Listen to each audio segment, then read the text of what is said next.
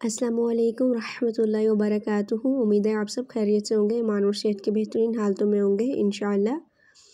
आज हम उसूल शाशी का दूसरा लेक्चर जो है उसमें पढ़ेंगे हकीकत के बारे में। फ़र्स्ट जो लेक्चर था वो हमने स्टार्टिंग से लेके मजाज तक रखा था, उसूल फ़िक़्ह से मजाज तक। और आज हम पढ़ेंगे अक़साम हकीकत। हकीकत की 3 किस्में हैं, हकीकत मुताज़रा, हकीकत महजूरा और हकीकत मुस्तअमला। हकीकत मुताज़रा उज़र है, यानी कि मुताज़रा से पता चल रहा है जिसमें उज़र हो, जिस तक रसाई बग़ैर मुशक्क़त के मुमकिन ना हो। आप ये भी लिख सकते हैं और जो डेफिनेशन बुक में दी गई है आप वो भी लिख सकते हैं। हकीकत मुताज़रा क्या है? इससे वो हकीकी माना मुराद हैं जिस पर अमल करना मुश्किल हो। मसलन अगर कोई शख्स कहे कि मैं हंडिया नहीं खाऊंगा, तो हकीकी माना के एतबार से नफ्स हंडिया खाना मुराद होगा, लेकिन हंडिया कोई भी नहीं खा सकता, लिहाजा ये हकीकत मुताज़रा है। क्योंकि पहले बता दिए गए हकीकत मुताज़रा जिसमें उज़र हो, वो जो अमल जिस तक रसाई बग़ैर मुशक्क़त के मुमकिन ना हो।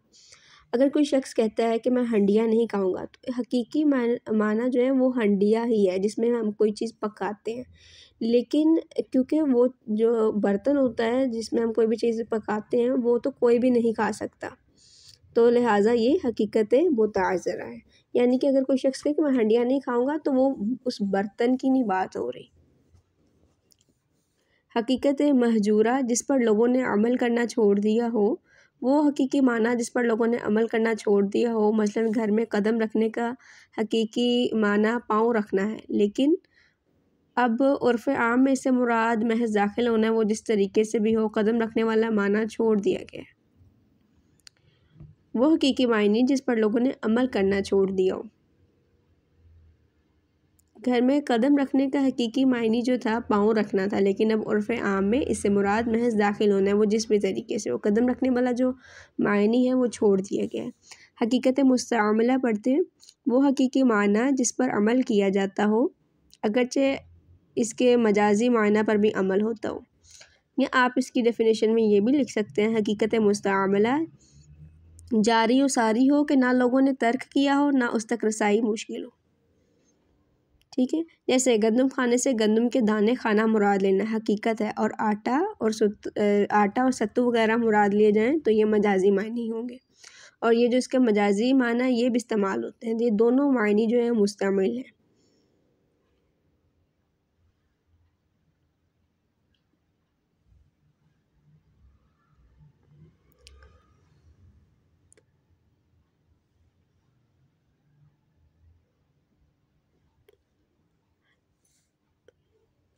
अब इसी में देखिए, वाज़िया ने लफ्ज़ को जिस मायने के लिए वज़ा किया हो वो लफ्ज़ इसी मायने में इस्तेमाल होता है।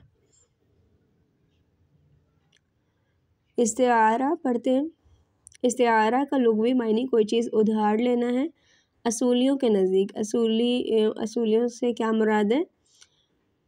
उसूल शाशी का इल्म रखने वाले जो हैं उनके नज़दीक इस्तिआरा और मजाज एक ही चीज़ है, जबकि अहले बयान के नज़दीक इस्तिआरा मजाज की एक किस्म है। यहाँ इससे मजाज मुराद है।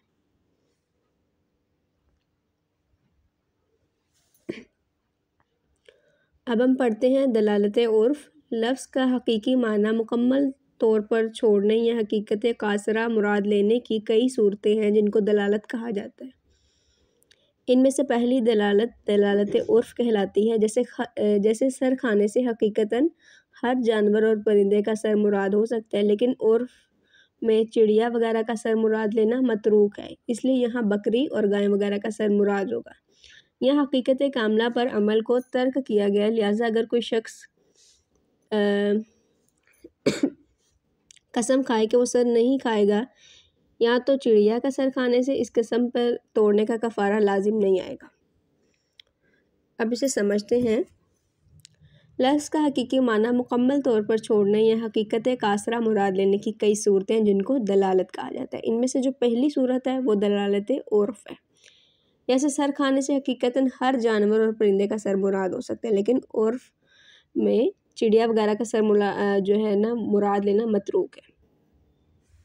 अब यहाँ से जो इधर तक की बात समझाएगी, अब आप पॉइंट जो है समझ आपको लगेगा कि क्या है कि अगर कोई शख्स कहे कि बिलफर्ज हम दूसरा यहाँ पर सेंटेंस लेते हैं, अगर कोई शख्स कहे कि कसम खाए कि मैं सर नहीं खरीदूंगा, तो अब यहाँ पर जो सर खरीदे ने का जो उसने कहा है, तो यहाँ से वही सर मुराद लिए जाएंगे जो आम तौर पर ख़रीदे जाते हैं, जैसे बकरी और गाय का सर, चिड़िया वगैरह की बात नहीं हो रही।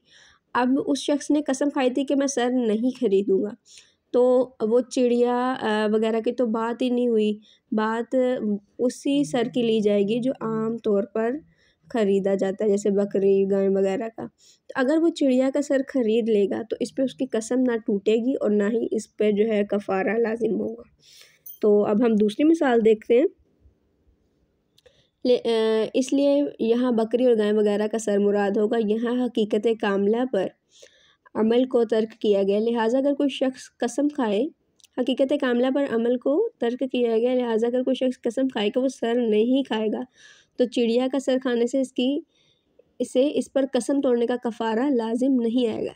यहाँ उसने कहा है ना कि मैं सर नहीं खाऊंगा, तो इधर वही सर मुराद लिया जाएगा जो अमूमी तौर पर खाए जाते हैं। तो चिड़िया का सर इसमें जो है ना शुमार ही नहीं होगा, तो इसलिए क्योंकि ये शुमार ही नहीं होगा, तो इसलिए अगर वो चिड़िया का सर खाए तो इस पर कसम तोड़ने का कफ़ारा जो है वो लाजिम नहीं होगा।